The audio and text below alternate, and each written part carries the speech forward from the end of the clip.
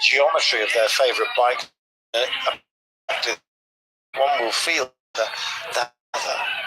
Here's Byukuzeng of Rwanda, one of those that has abandoned. If you find yourself 12 or 14 minutes off the front of the race, then you're going to be in trouble, and you'll be gated, asked to leave the course. And we're seeing a lot of that happening. We're also seeing riders having left due to and sometimes sickness. Alaphilippe looked sprightly, testing himself out, seeing how unwell he was. Didn't like the answer he got, and he is off the bike. Others have departed due to injury with some touches of wheels. It was part of an early animation, a potential really to get off up the road, caused so much panic and worry that it was a very easy start to the day, possibly down to this man. Yeah, I think he was just marking things out. Nice to see him back to Campinas. Such a family man.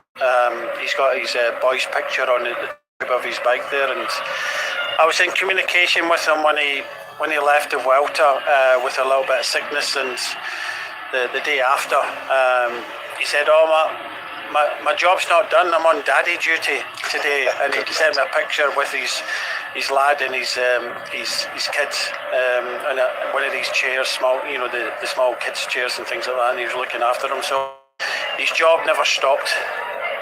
Well, there's no better privilege than being lucky enough to be so. That's what you're here for. We're here for the championships in Africa for the first time, and the sunshine has come out between the clouds. Some clouds gathering for those who've done a lot of work on, and Will Barter is taking a well-earned sit down. He's going for a nice drink. No, I'm going for the old red label, he says. And why not? Now a chance for these guys. These are Sierra Leone's. That was a 1,000-yard stare, wasn't it? Thinking about what might have been, well, what was is great representation by a whole raft of different riders. And Sierra Leone with Jello and Komora there, just taking in what they've achieved. And they have ridden in championships. You know what that's like, Brian? Yes, indeed. And it's the first, I think, the stare was to the fact that they were playing ABBA.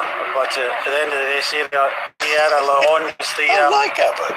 Back off. I'll continue. Sierra Leone was, down here, and the fact that they've got an opportunity to ride the World Championships, I think they have to be proud of that. The winner takes it all. So, of course, on the ABBA track, right? You might have to be before the end of today. So who's going to meet their Waterloo? That's what we want to know today. Stop now. I don't know. What about Pavel Sivakov? Let's dwell on a few, Brian. Sivakov comes into this race with a lot of plaudits. Let me just have a look. Sivakov, second one, mixed really, second in the Grand Prix Quebec.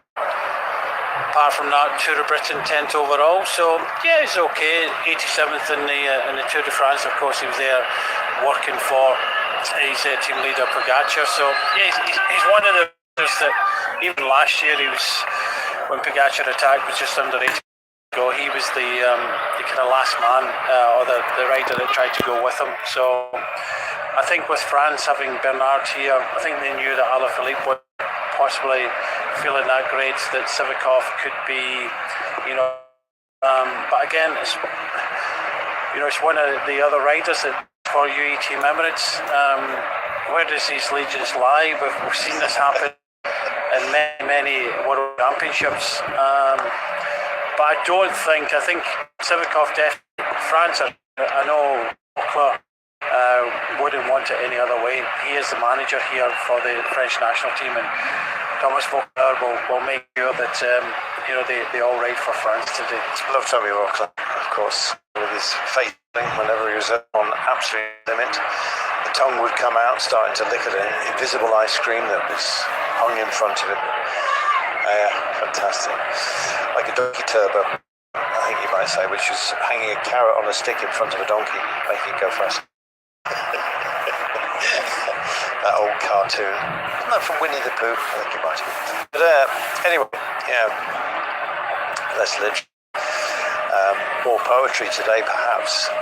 184 from home, and we've got to 2 minutes and 39. Our breakaway's doing a good job of actually moderating the day, but we don't want moderation, we want action. We're going to get plenty of that, I think, by the time we have completed 100. We're in about 3K's time. 2 more laps, Brian, and then we leave the city, and that'll be the first time that we have departed in these championships. Yep, exactly. The time trial, a little bit of kind of out and back, and then came on to the circuits, to the finish. And of course, the circuits have been quite consistent in the road races that we've had, and it's kind of hard because normally you come to the World Championships, you kind of watch the other races, from the junior races, under 23s, the women's elite, and I think they've all been very different in their own unique way. So very difficult to see how this is going to kind of play out. But I think everybody knows that this is going to be super hard. It's we've already seen riders at the start making little bits of an effort. We've seen a crash and taking out a couple of key individuals, the different nations, and I think this is going to come down to a very, very small group. Like I was saying, with the World Championships in Ceylon in the 1980s with Bernardino, was it Baroncelli? There was only I think 4 of them left at the end. I think very few people finished that year, but it's whether Pogačar is on that kind of dominant performance. He's got plenty of riders to be able to help him, of course, and he's using them now.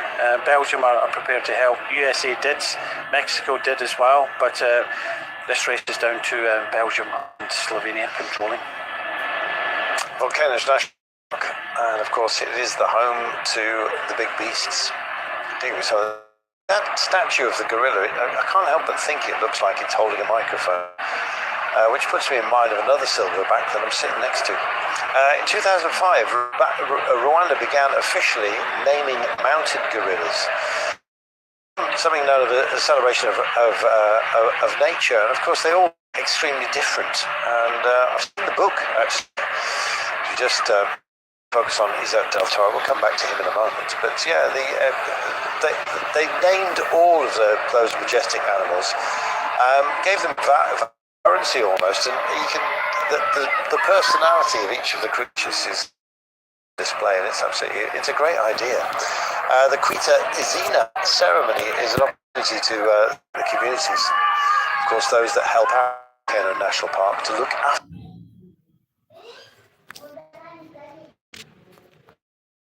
National Park to gorillas, whose population has expanded over the last 20 years. In fact, grateful not only to those volunteers, this brilliant, well, courtesy, of course, of the UCI, our governing body that look after cycling so well.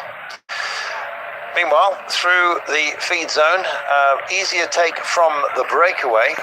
You really only get one bite at this, but yeah, make sure you get what you want. Sometimes it's not to your liking.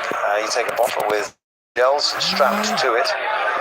And look at this, Brian. This is how the race is being delivered. How lovely.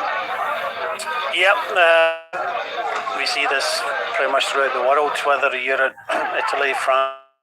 They all watch it on local TV and then jump out to the side of the road to cheer the riders on. I was just, looking at Eric, the rider, off there. I'm fortunate to work with Adrian Lee and Shooty as kind of pioneer of in this part of the world, of course. He's 30 of age now, and he was national champion in 2011 and 12. One of these breakout riders from Rwanda, and having spent some over the kind of years with MTN Quebec,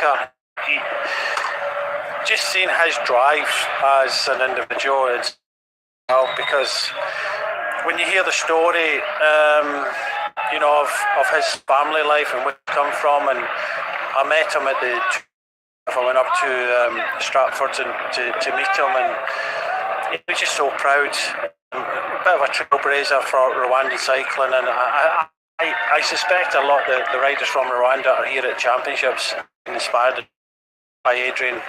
When you consider and we see the memorial to the genocide that happened in this part of the world, he lost 3 brothers during that, and that was the kind of motivation for him to try and kind of break through sport, and he did. He was a super rider, and a lot of respect for Adrian, and he's doing wonders for Rwanda. Must be very, very proud to see the World Championships in his backyard. Well, we do, of course, have the we have the Mr. Bongo in Tropicali in Gabon, the Tour of Burkina Faso as well, which in the past has provided some fabulous racing. Down in South Africa, where I guess success in the past has indeed come from, but Africa has still got so much potential, and I think in recognition of that, the World Championships had to come here, and this year it finally has. Yeah, no, it's great. I know that Visit Rwanda, they spawned, is it Arsenal? I'm not sure. Yeah, I've seen it around in other sporting platforms, but Africa, I've got so many races. I've raced in Africa in my lifetime. Arsenal, yeah. Not that I'm a fan of Arsenal, but one of my family members is, so that's where I've probably. But just looking at lots that I was fortunate to be part of the MTN Quebec team, which is a lot of African riders, Algerians, and with Yusuf. And it was the Tour of Algeria, there's the Tour of Morocco, in the north. There's a lot of racing here. Of course, for a lot of these riders to come to Europe, which is still the of world cycling, and that's what the UCI have been trying to do over the years, is trying to kind of globalise cycling. I don't know how we're going to get away from of Europe, but you have to, even in my day, you had to live in Europe, and for a lot of these riders to come here and race in Europe, I know for a lot of the African riders it's so important for them to get home, to see loved ones and have that home environment, and that was always the trouble sometimes with visas and various other things. So just hopefully this will continue, that we'll see more and more races and more African races on our TV screens. Felix Engelhardt, clearly, you never know, it's just sheer exhaustion on the day, just get yourself on his feet, or indeed a little bit of illness can happen absolutely anywhere. Yeah, I'm afraid Germany down 3 with Meyer, Bush and Zimmer to bring it all back home at the end of today. Meanwhile, I'm afraid that Felix Engelhardt is no longer part of proceedings.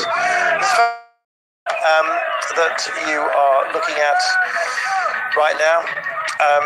Been busy, but not as busy as those who find themselves off and up the road. Follendager, Bernard, Wissing, Garcia, Oliveira, Kristen, and indeed Meyerhofer. They've got work to do, and looking at them right now, this is a band of brothers that make an impact today, but 2.5 minutes is nothing, especially with the sort of distance that we have got. I mean, we've seen maximum gaps on breakaways get up to 15 minutes and still get paired back over 180 kilometres. And with the sort of terrain that we've got, getting up the road, you kind of have the foolish about it, but you never know. Never know what's going to happen with the weather either. You do get a dousing of rain. It's like very, very heavy. And there's a suggestion that there's some moisture in the air at the moment as we come back to the cobbles. We'll be seeing this section for 6 laps at the end. We're completing 9, by the way, before we exit and head out in countryside. We are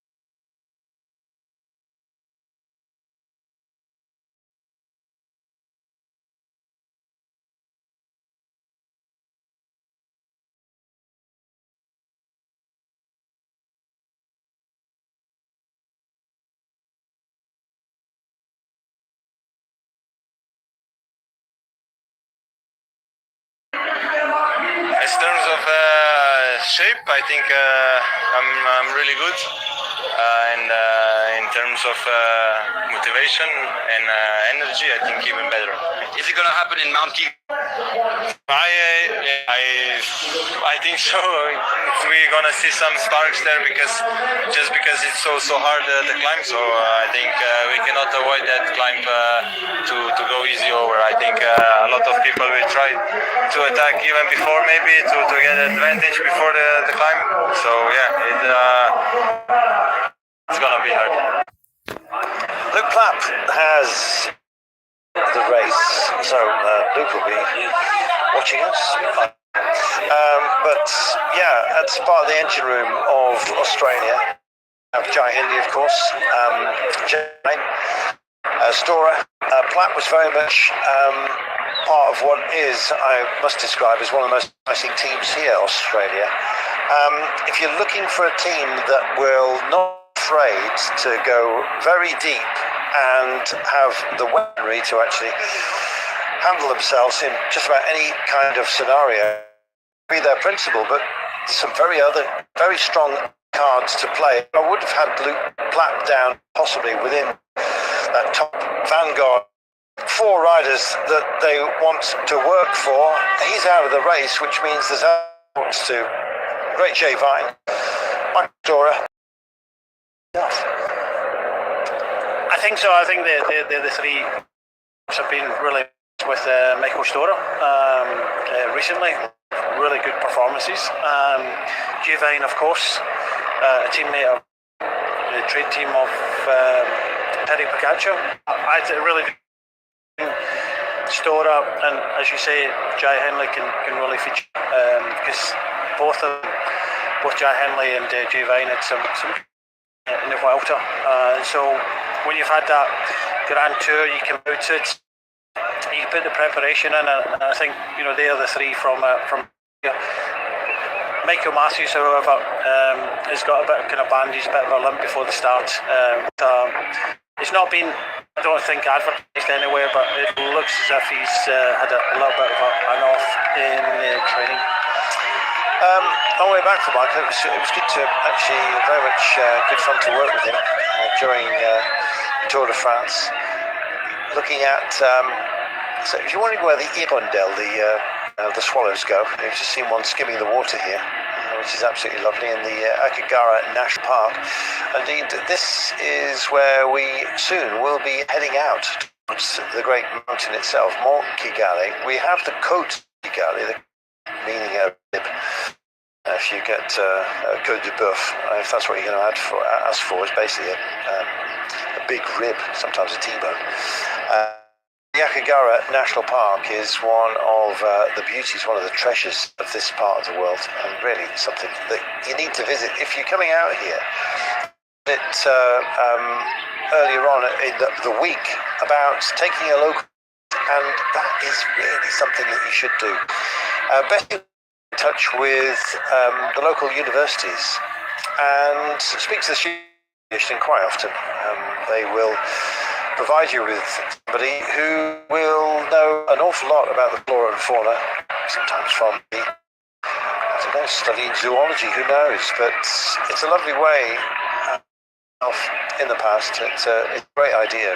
It's a surprise to them because it's not pre-arranged. You're not getting many other hands in the pot, if you see what I mean. Influencing the decision to take a guide, or indeed the guide themselves. So it's nice to sort of spring upon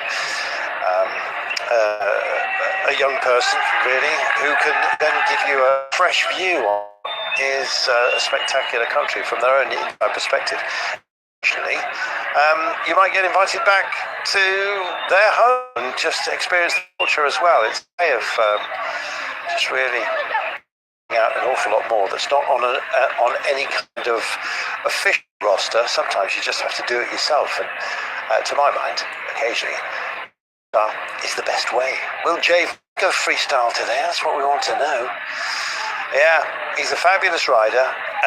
He has some exceptional results, not least of late in La Vuelta. Will he get the call? At least only ringing in his head, perhaps, in a finale if he's up against Pogacar. think there's no secret that I haven't done many races, and this is one of the hardest ones on record. So I think there's definitely other favourites higher on the list than me.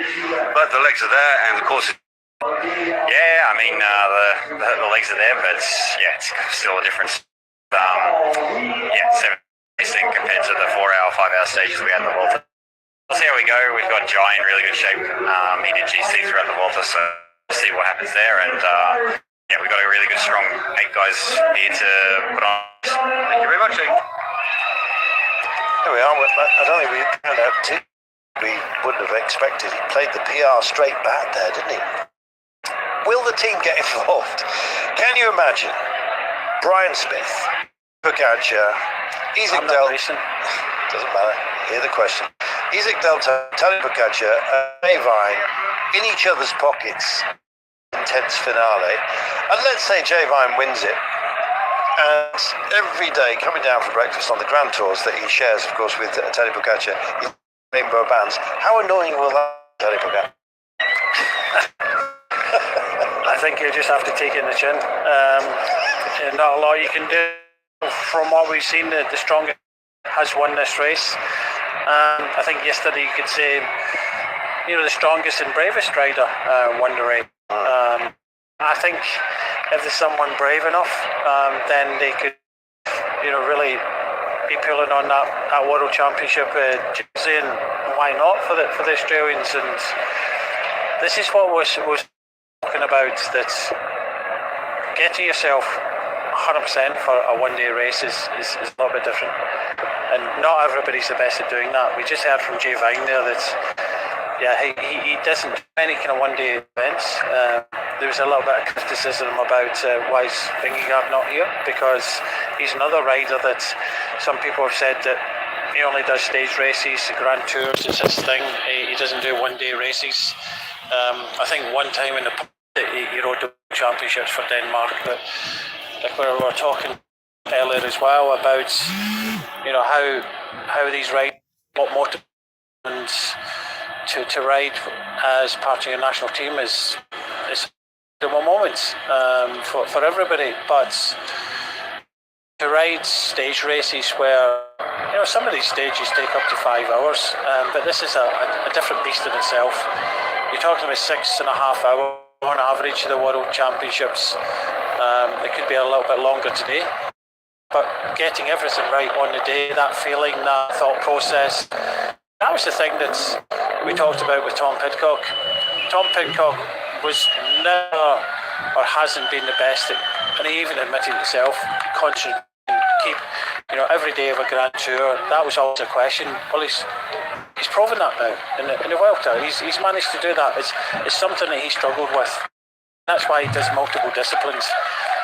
So it's a very different kettle of fish here to become world champion. You have to be on it. Even hearing from Pogacar there, he's saying all the right things.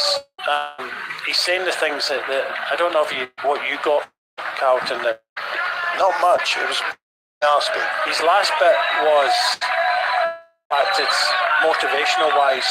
He really has been criticised with since the Tour de France. And last week of the Tour, and then afterwards, that's where people have been looking at the motivation there, the fatigue, that sort of stuff, the burnouts, sort of things that people have been saying. Well, that was quite. He said no, physically he's good, but mentally and motivational wise, he's really good. Just looking back at Jonas Vingegaard, thanks to Pro Cycling for this, but Il Lombardia was the last classic day that Jonas Vingegaard did, and that was in 2022, Brian. Of course, he into 2023, and notwithstanding, didn't have any classics to his name, and then of course injuries started to wash in to the Tour de France, just runner-up in 24, and of course went to the Tour this year as runner-up again. It seems to have dialed out a long day, 203 kilometres. It's one of the big ones, and not that much of a difference distance-wise to and plenty of altitude gain in that race as well. Yeah, I don't understand. He was 16th, by the way. I loved stage races. You know, they were super hard day after day after day. But one-day races are, you know, great. I don't understand. He's got the physical attributes to do well in races like Ardea. The Storm the which isn't the kind of big distance, but I just don't understand, you know, why he's not, or he hasn't in the past concentrated on one-day races, because you know, a lot of these races that we've been talking about are super special. And I know Gacha targeted Roubaix this year. I wouldn't think that Vingegaard is totally suited to that, outside his comfort zone a little bit, but some of the hillier one-day races definitely would. Classic, I think he's had a go at past his various others as well that I think could suit him, but not his choice, not for the time being anyway. Choice of these guys very was to go for it. Too early for some, you might say. Well, we are just about to enter lap number 7. Complete lap 7. I think it's fair to say. And indeed, take on next 2 will introduce us to our big loop. I'll be happy to town, to be honest, just to see a little bit of variation. I love this circuit, by the way, but unfortunately, this man, Jörg Zimmermann, is going to be taking his bike back home because he is done. That's Germany down to 2 with Meyerhofer and Rush remaining. We talked about the attrition rate earlier on, Brian, and we are already seeing it. Ollie Knight is just on the back at the moment. And we're still, as an average today, 42 kilometres per hour? We haven't gone deep yet, dare I say it, but that's going to come. Yeah, it's very different from the elite women's race yesterday. The middle of the race was relatively quiet and slow, but now we're, you know, in the men's elite race today, it's your traditional grind down. It's the team of Belgium and that are just grinding everybody. I think everybody, you can safely say, that has watched the World Championship, there seems to be more action at the back door than the front. Schumer here, I'm afraid, possibly part of the early room for... He was the only rider riding at the front, so he's done his 100 kilometres. Good lad. And yeah, no shame in that. And they've still got 8 riders, which is the same as the most populous teams here. What a gift. That's what happens. You got defending champion, that's the rules. You know, everybody else is allowed 8. You have 8 plus 1. And, you know, it does make a little bit of a difference. But, you know, having Belgium here, well, we've seen them do this with the young Wieder in the under-23 race, and you know, he didn't start in the time trial. He's a big hope for the under-23 road race. A bit of a glute problem. It's more to do with the opposition than anything else. But in the end, for all the work they did in under-23 races, they came away with nothing. But I think that Paul's shown that he's form in the time trial, that they really believe that they win this. I believe as well. Just clearing his nasal passages there as they go.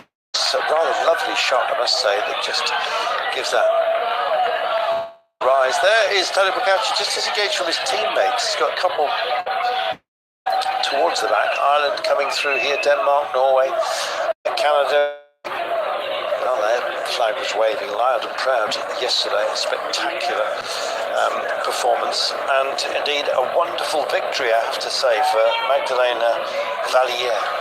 She was fabulous. Not a good day for Ryan Mullen. It looks like he has pulled the pin. Struggling a little bit on the climb with so much altitude gain, and of course coming deep into the season as well. It does demand a great deal of form that is absent from a few, I think. Belgium really started to put the hammer down, and the call went out from Slovenia that they had to start marking this out. Tadej Pogacar is not panicked at all. He's back here. Here he is, just coming through now, actually, sort of mid-pack, allowing himself the luxury of being protected. Meanwhile, as a Norwegian flag just troubles the camera angle here. Shame in that. It's always good to see the national support. Turkish flag here. Unfortunately, Ahmed Orkun, one of the early exits from today. More of a statement, apart from anything else, from Belgium. There's not a real attack going on, but they're happy to be there. And I'm liking this.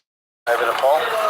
It looks like he's finished the entree and he's ready for the main course. Yeah, of course he's already been a world champion in this discipline.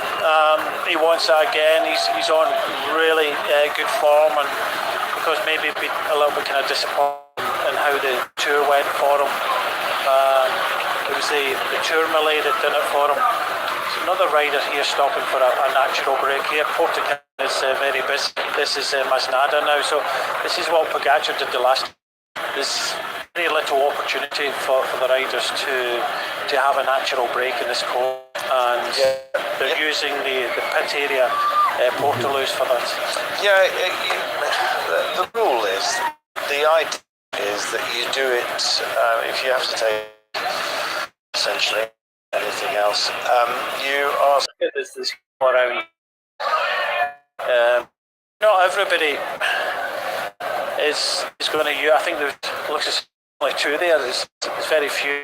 Normally they provide them for the the pits area, but for Nepal and Masnad, they've been.